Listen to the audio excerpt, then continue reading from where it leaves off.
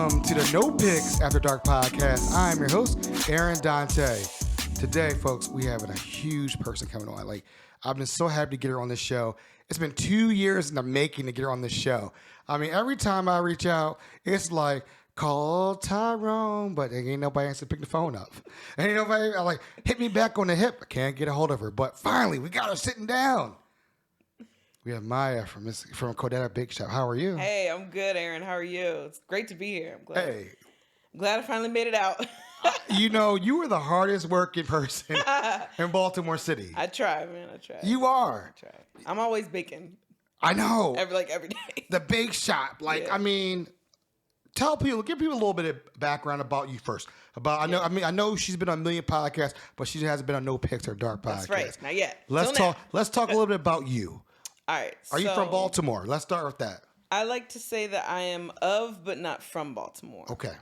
So my mom grew up here. All my older siblings grew up here. But by the time my brother that's closest in age to me, he's 2 years older than me. By the time we came around, my parents were moving. So we moved all around, but eventually as adults, most of us all settled back in Baltimore. So this has always been kind of a home. I spent summers here as a kid, and now it's definitely a home. I don't foresee myself going anywhere else. Wanting to go anywhere else. So I love it. So yeah. What was one of your favorite childhood memories growing up then? Oh man, of Baltimore or of cheesecake? Let's talk about you. We'll get to the cheesecake. We'll get to the cheesecake. Yeah. All right. Just in life, probably coming down here in the summer, hanging out with my cousins. We used to go quote unquote fishing under the bridge over in Dickey Hill over west. I say quote unquote fishing because we never caught anything, but we would just take sticks out, fishing rods out there, or some sticks and some string. And I love the feel of Baltimore. So at the time we were living in Philadelphia, but Baltimore, it feels like a down south town, but in the north, so it's comfortable. It's comfortable. The people are warm here. It's not all like go, go, go. You can go to whoever's house and just have a great meal. And so those are like the fondest memories I have of my childhood. I love it. I love hearing about that. Yeah. And I guess, so when you your career, like, were you from you used to be a teacher, right? Yes. Okay. So how do we still even, am. Okay. So are you still a teacher now? And like, let's talk about teaching first. Like, why did you want to do that? Let's talk about that. So my family's full of teachers. Okay. Literally, both my parents and all of my siblings are teachers. Some professionally, some otherwise. We all have our different disciplines. I have a sister who is a Harvard professor. I'll go ahead and brag on her for a little bit. Intisar Rob, and she's amazing. But yeah, I mean, all of us are teachers in our own way. I have a brother that taught at Poly for a couple of years. At one point, me and one of my sisters and one of my brothers were all teaching at the same school in Baltimore. Yeah, the Baltimore Leadership School for Young Women. So we all taught there. And they were like, y'all just trying to take over the school, huh? We're like, no, we just love teaching. I love it. So yeah, I went to school for music education at Westchester University of Pennsylvania. And that was like, my dream job was to be a band director, which I did for years in Howard County. And yeah, and then kind of during the pandemic, just life had a way of shifting everything around, and now I'm a baker. Well, but now you said something offline. Yeah. A little bit. You used to be a band person, the Ravens? Yes. Okay, let's talk about that, because I didn't know about that until you said it. That's funny. Yeah, so I mean, it's funny. This is a little tidbit. Like, I don't talk about things like this because for some reason, like, it's not. I think it's more earth-shattering to other people, but I kind of stumbled into being a part of the Ravens band. When I came down here, I knew someone who knew someone who was like, hey, you should go audition for the Ravens band. I was like, oh, all right, cool. And I showed up there, and based on the other places that I had marched in the past, up in Pennsylvania, I marched drum corps, and I marched through, marching band all through college. The director, John Zeman, I came in the first day, he was like, I want you to audition for drum major next year. And I was like, okay, cool. You don't even know me, but cool. So then my first year I marched trumpet. My second year I was one of the drum majors. And then my third year I went back to trumpet because I love marching. So yeah. You got me thinking about Drumline, the movie now. Yeah, exactly. It's kind of like that. But no, Ravens Band is really cool. It's really dope. Like, you get paid to march and to go to every Ravens home game. It's not a bad. Who wouldn't want that? It's not a bad gig. Yeah, not at all. Not a bad gig. And So, it's, I mean, it's, I've made a lot of friends through there too. So I love it. I wanted to talk. When I heard that, I was like, I got to talk about that. Yeah. That's definitely. So let's talk about. So we got a little background about your family. Now you have a business partner. Yes. Let's talk a little bit about him. Chris Burgess. Okay, we gotta give him some love. Cool. Yes. We gotta talk a little bit about him. Yeah. So, all right. So back to like the baking I've been baking since I was 8. Okay. And I've always had this fascination with cheesecake for some reason. I don't know why. It's just delicious and I love it. And so I would tinker in the kitchen, you know, when I was a kid.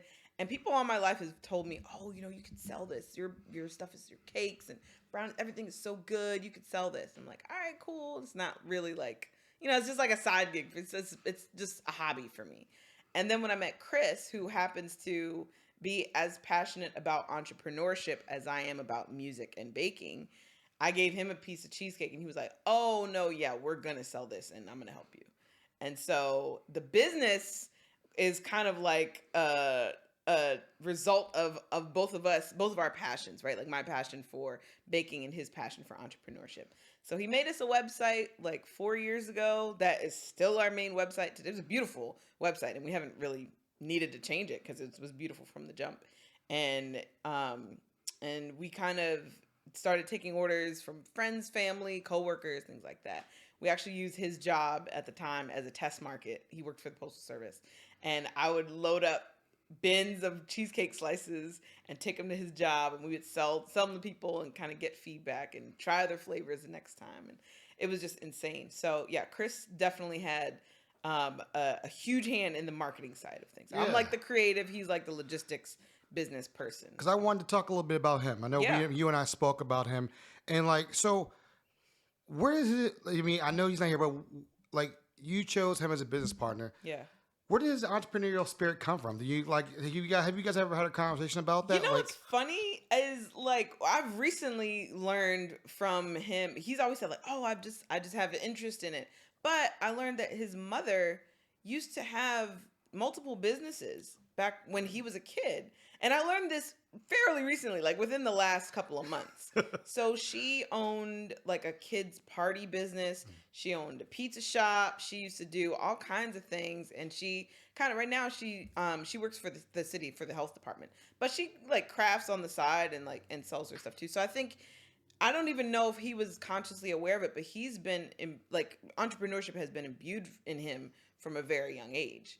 And so that's just kind of been I think there's something in the back of his mind and then his heart, and he hasn't even realized it. But now it's like, well, he's doing it every day, so it's really cool. I love hearing that story because I know we've talked a little bit earlier, and a lot of people really don't know about what he does behind the scenes. Yeah, he does. Listen, his contributions are the reason that we are as successful as we are. You know, I mean, we have a good product, of course, right, which is like the baseline, right? Right. But then marketing is so important in any business, especially now and with social media and stuff.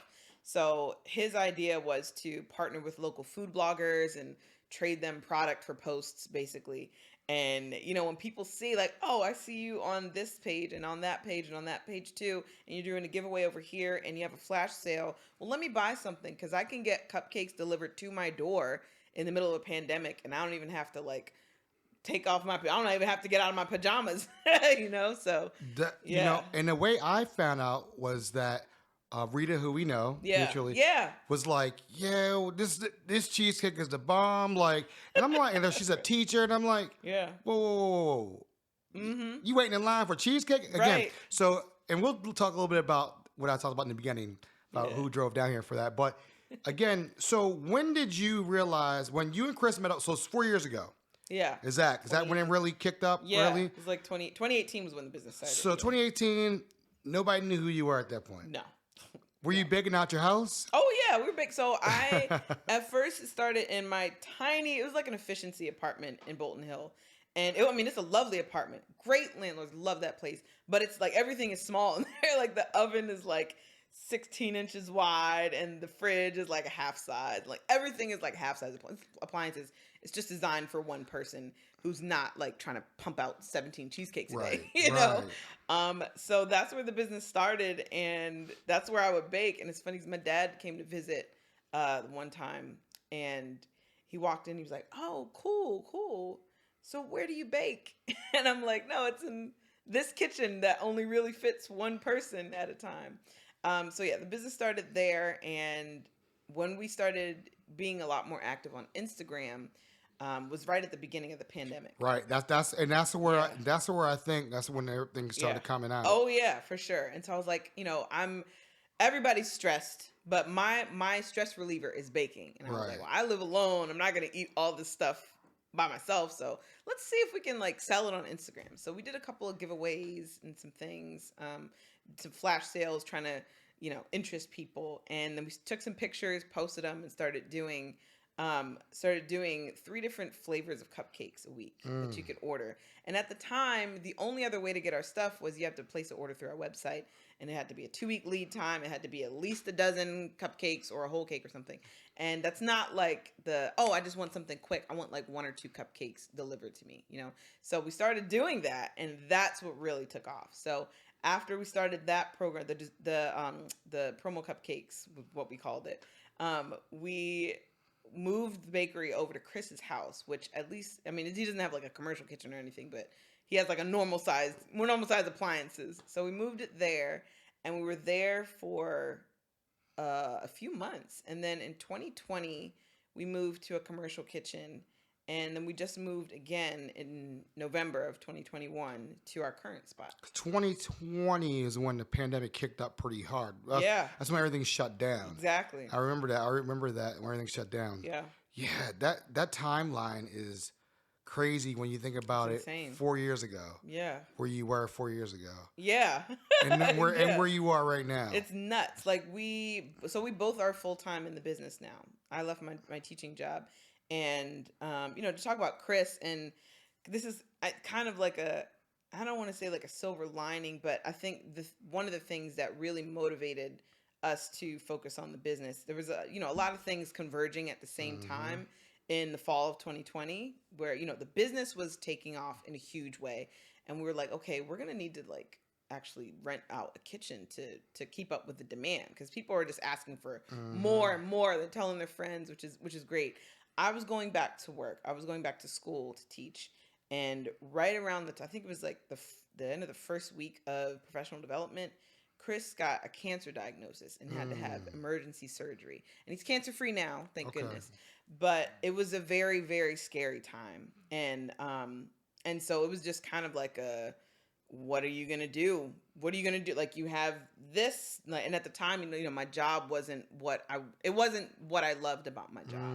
So I wasn't getting the job satisfaction. I was at a point where, I could pursue this thing that is a question mark, but if it goes well, could really, really be life-changing for me and my family, or I could go back into the situation that I know is going to be too difficult for me in my mental state right now. And that was, his cancer diagnosis was kind of like the push that propelled us to take the business to the next level. Because then it was like, well, I need to be around and help take care of the kids. He has 2 kids that are 11 and 9. So yeah, that was kind of like a really weird turning point for all of us. But that was the moment that I was like, I got to see what we can do with this business. And here we are, still kicking. Folks, we'll be right back because I want to leave off with that because we're going to continue with that story. All right, bet. Be right back, folks. OpenWorks is Baltimore's largest makerspace, offering access to tools ranging from 3D printers to welder and training in how to use them. OpenWorks also offers affordable studio space, a coffee shop, and fun-free events throughout the year. But OpenWorks is more than a public workshop. It's a community of creative professionals, students, seniors, entrepreneurs, and makers of all kinds. Check out the website at www.openworksbmore.org or Instagram at open_works_bmore for class schedules, membership options, and more. The No Picks After Dark podcast is proudly partnered with Maggie's Farm, located at 4341 Hartford Road. Maggie's Farm offers a unique dining experience with delicious handcrafted cocktails and mouth-watering cuisine, from falafels to scallops and everyone's favorites, honey sriracha cauliflower wings. Open for dinner from 4 p.m. until 10 p.m., Tuesday through Saturday, and for brunch, Saturday from 11 a.m. to 3 p.m., and Sunday from 11 a.m. to 4 p.m. with delectable chicken and waffles, shrimp and grits, biscuits and gravy, and more. Check out Maggie's Farm on Instagram and Facebook for daily and weekly food specials. The No Picks After Dark podcast is fueled by Zeke's Coffee. Have you tried their coffee yet? I'm telling you, there's something different about it. Maybe it's because they roast their beans in a fluid coffee roaster, which provides the most accurate roasting temperatures and made with love. You will just have to check it out for yourself and try their delicious food while you're at it. Open now for curbside service, online ordering, carry out, and they also do wholesale. Visit Zeke's Coffee at 4719 Hartford Road. Open Monday through Friday, 7 a.m. to 6 p.m. and Sunday, 8 to 5 p.m. Kitchen closes at 3 p.m. or visit Zeke'sCoffee.com and you too can be fueled by Zeke's.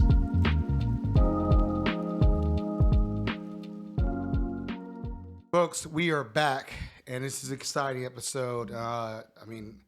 Maya's dropped some jewels and gems right now, and I'm shocked. I didn't know about this part of the story, So we left off. Chris had cancer. You were trying to figure out: is this a job I want to love? Do I really want to be here? And this is the turning point of Codetta Bake Shop. Yeah. So what happens next? I mean, you have insurance. You got that. As my parents say, you got that good government insurance. Listen, I had that good. Listen, Howard County Public Schools health insurance is like I've heard from colleagues whose spouses work for the government or work for like X, Y, and Z company, but they're on their Howard County school teachers insurance. Like, it's really good health insurance. So even like leaving that, and Chris worked for the Postal Service, right. So he had health. It was a crazy decision I cried for like a week because aside from all the, the obvious, well, you're leaving your steady job where you have an income and you have a salary increase every year. For me, it was leaving my kids, and I still get really emotional thinking about that because, as a middle school band director, you meet the kids in elementary school. You might even teach a 7th grader who has a 4th grader as a sibling. So you're with these families for years and years. And then I also taught at the high school marching band.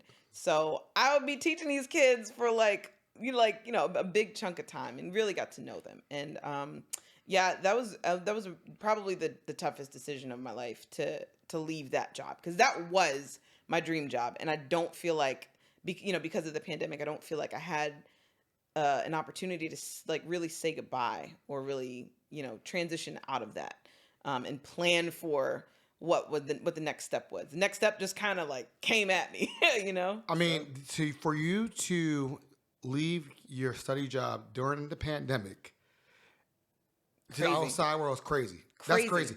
Like, I always tell people I've asked Jazz and Urban Oyster, I'm like, when did you know? Yeah. I always like to ask entrepreneurs, when did you know? And yours is different, but people are like, Aaron, when are you quitting your 9 to 5?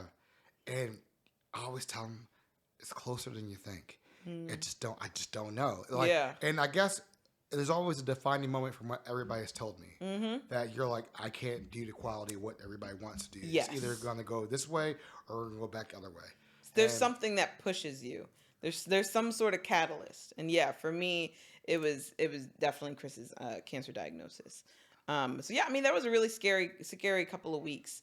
But luckily, I was very blessed to have amazing colleagues and supervisors that told me, hey, if you need to focus on your personal life, then you need to take the time. And, there wasn't any ill feelings or anything like that. And that's another thing, when you're working a job, you have this constant anxiety of letting down your supervisor, your boss, or anything like that. But as a teacher, there's the added, the added element of the kids, letting down the kids, who you've already had relationships. It's interesting. when I worked for this certain company for 14 years, I had the same feeling. But then they found a replacement for me 2 days later. Oh, yeah. So then they don't feel the same way. They don't feel the same way. It doesn't go both ways. It does for sure. not go both ways, For you sure. know. And I mean, I still have friends from there. Yeah.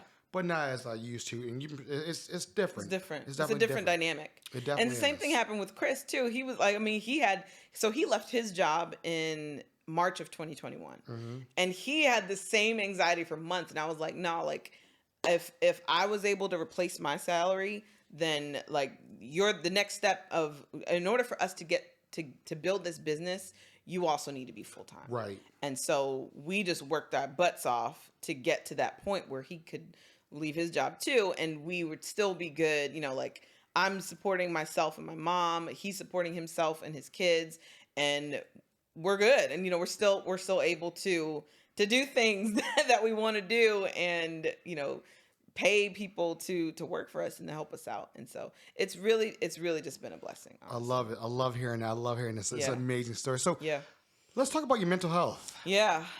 How has it been during this pandemic? I mean, just you know, with the scare, then you're starting a new job, you're doing you're your own boss. Yeah.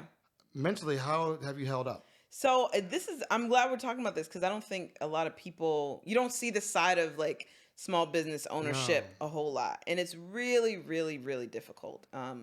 It's great to have the support system that I have with my family who supports me, and also other small business owners that you can just kind of like vent to. You know, you can talk to me like, oh, I hate when like so-and-so just didn't show up, or, you know, 2 of my employees tested positive for COVID, so we had to shut down for a week. And it's just crazy. And it's just constant, you know, there's from week to week, you never know what's going to happen. And yeah, it's really difficult to navigate that. Even, you know, last week was probably one of the toughest weeks for us in terms of mental health. My uncle passed away on Tuesday, and then, you know, the services were Thursday. So we had to push all of our prep and everything into like a day and a half. And then Chris's brother had also, you know, he had injured himself, and he was in the hospital all week. So all of this is happening at the exact same time. And CIAA was that week. And nobody we cares. had orders. And nobody cares. Like you can't cancel orders and refund them. You can't pull out of a 4-day event that you're vending at. You can't not show up to stuff. You can't close down your retail for the weekend. You know, it's just, you got to push through. And so, I mean, yeah, it's really difficult. And there are times that, you know, me and Chris have talked about, damn, like, maybe we shouldn't have left our jobs, because you don't have to worry, but it's not all on your shoulders. Right. You know, when you work for someone else, you get like sick leave, or you get bereavement leave, or you can even take a mental health day, but none of that exists as a small business owner. No. And so you just have to really you have to really bolster your network of, you know, your support system, your loved ones, and people that understand what you're going through and care about you enough to help you through it. And luckily we have that. You know, I had a lot of people, I think I posted on Facebook about how difficult that week was. And so many people hit me up through DMs. I had customers that I'm friends with on Facebook that like texted the business line, was like, hey, I'm just thinking about you guys. Please let me know if there's anything I can do. You know, family came to the rescue, all kinds of stuff. And it really made me feel like I'm not alone. Because another thing small business owners have in common is we try to be superheroes, you know, just try to do everything ourselves, and we don't ask for help when we need it.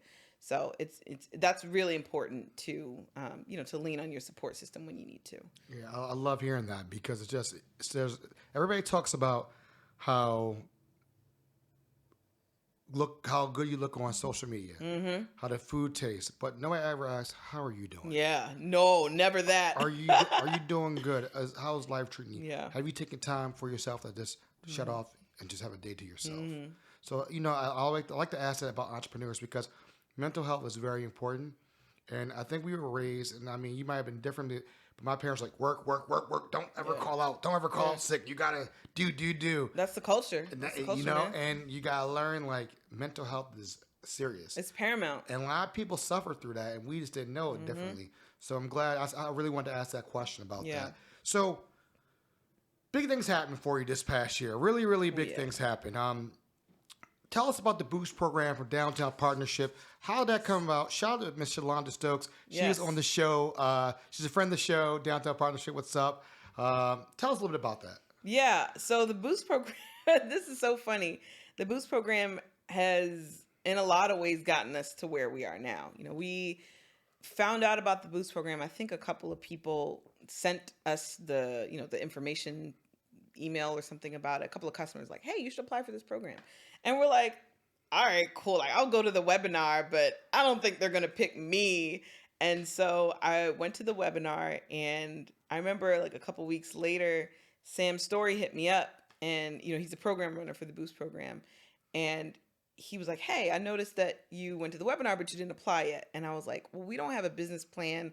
I just don't think we're there yet. I don't know if we're the right candidate. And he was like, we'll help you. So, he really, really helped us to get the resources and helped us to build the confidence to know that like we're ready for that step. So the program, what it did is the first round was 5 businesses, 5 Black-owned businesses. So it was us, Elite Secrets Bridal, NKV Skin, MRI Programs, and Black Genius Art Show were the first 5 winners of the Boost program. And so as the first 5 winners, we all got $50,000 in grant money from the city and amazing resources, mentorship, business coaching. We had an architect, we got legal, accounting help, marketing, literally like wraparound services and resources to make sure that we are successful in our next step.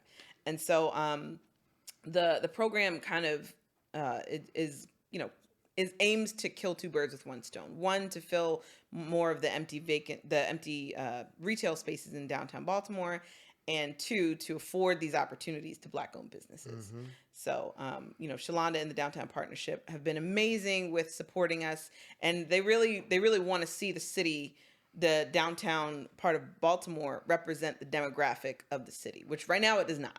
So, it's been great just even getting closer to the other business owners in the cohort and making connections like with you. I've seen you around at a lot of Downtown Partnership events, and we've been like passing ships in the night. We have been. Yeah. So, I mean, it's just been super cool to be, included in these circles, and it's really helped our business to grow. Well, I will tell you, and if Miss Shalonda Stokes is listening right now, we went to an interview, and we had just met for the first time, and she said something very important. She's like, "You belong in the room," and it was so powerful when she said that to me, and that's where the confidence comes from. Because it was like she's like, "You're doing what needs to be said about Baltimore.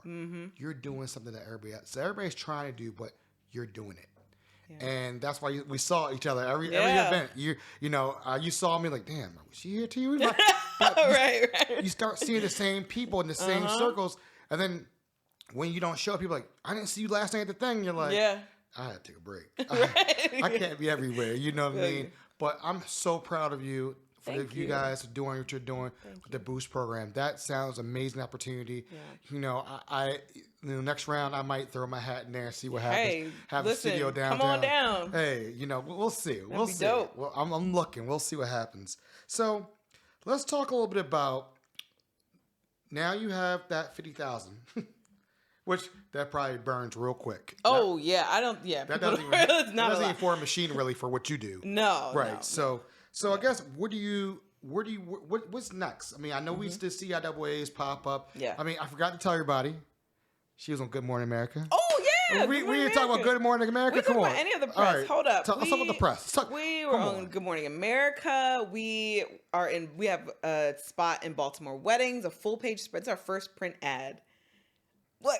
We gotta give the flowers. We gotta give the flowers. That's huge. We gotta give the flowers. Come on. We were on the front page of the Baltimore Sun on Valentine's Day.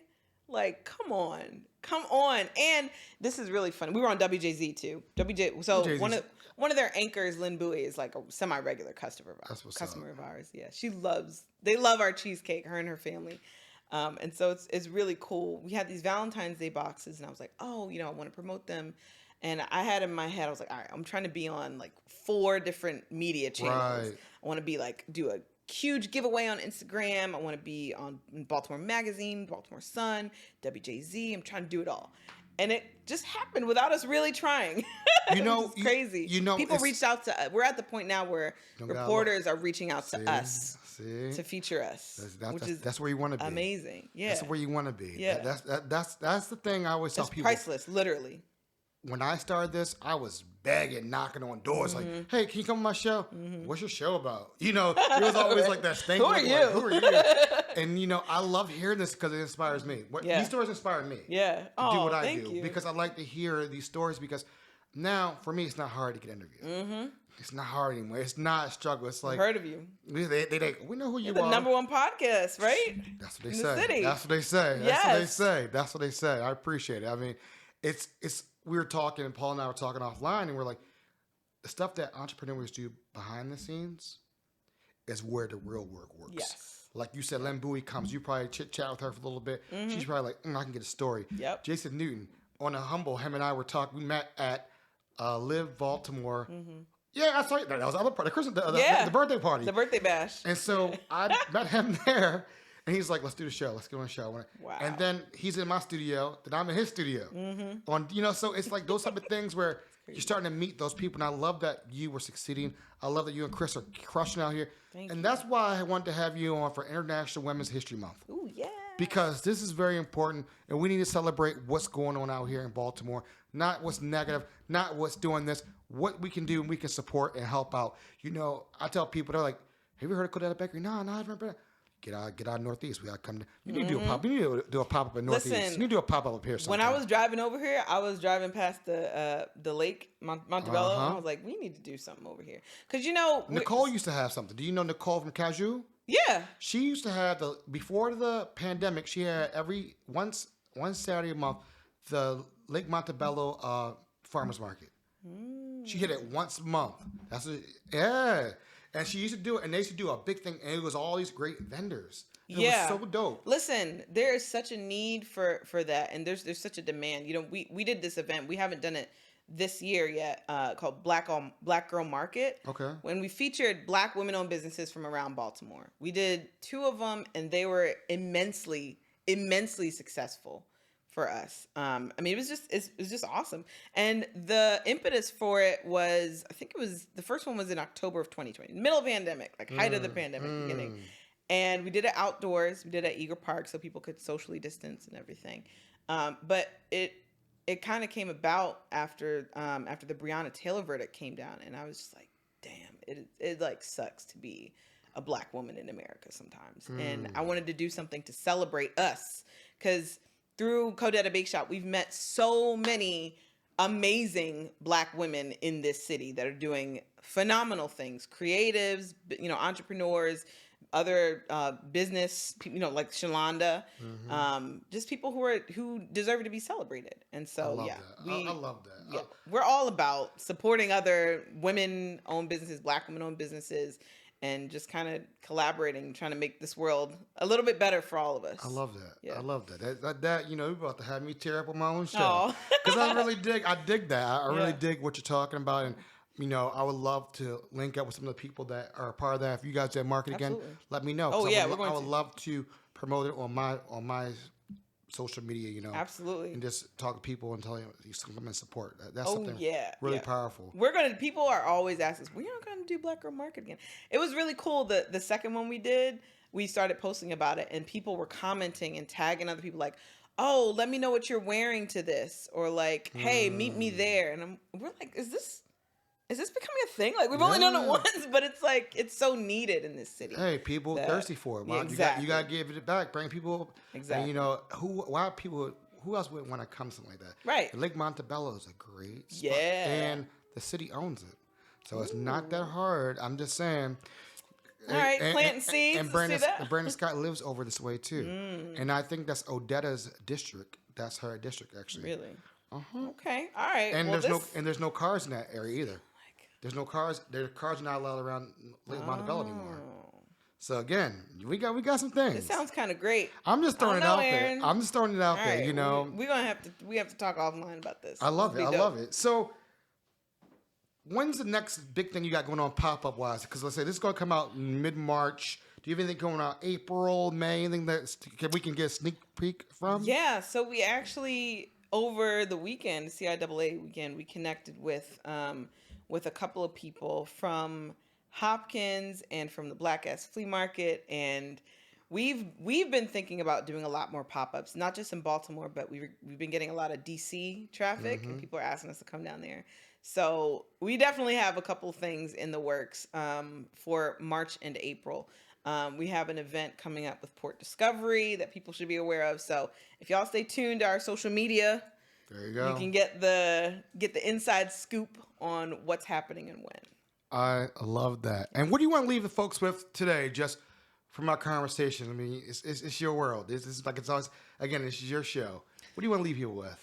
I want to leave people with, as we go further into this pandemic and hopefully are starting to come out of it, just remember to support all the creatives, all the entrepreneurs, teachers, shout out to teachers, anybody really, just support one another, love one another, and come get a cupcake or some cheesecake. I promise you, it will be the best thing that has passed your lips. Where can we find you on social media? Are you TikToking? Where can we find all that stuff? We're TikTok. See, the social media, that's a Chris thing. See, we are on TikTok. We are on all social media channels. It's at Codetta Bake Shop, Facebook.com/Codetta Bake Shop. The website is CodettaBakeShop.com. All of that. We keep our hours updated in Google. So if you want to come visit, check our Google listing for any latest updates. And we're at 809 Light Street in Federal Hill. We're open Friday through Sunday for now. And yeah, come stop by.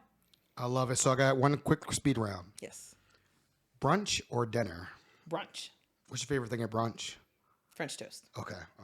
1000%. Snowballs or ice cream? Ooh, snowballs. Egg custard with marshmallow. That's a Baltimore thing. Yes. I got you. Crabs or crab cakes? I'm going to catch heat for this, but crab cakes. Because I don't do it's too Yo, much. I don't like getting my hands dirty. I just don't. I just want someone else. You pick all the stuff out for me and just put it on a plate. And what's the best advice you've ever received? It's actually a quote from one of my favorite books. Live so that your death brings no pleasure to the world. Okay. I like that. Folks, I'm done. This is a great episode. It's coming International Women's History Month. Thank you so much for coming out to the Northeast. Really appreciate you. Love, peace, and happiness. We're out. Codetta out.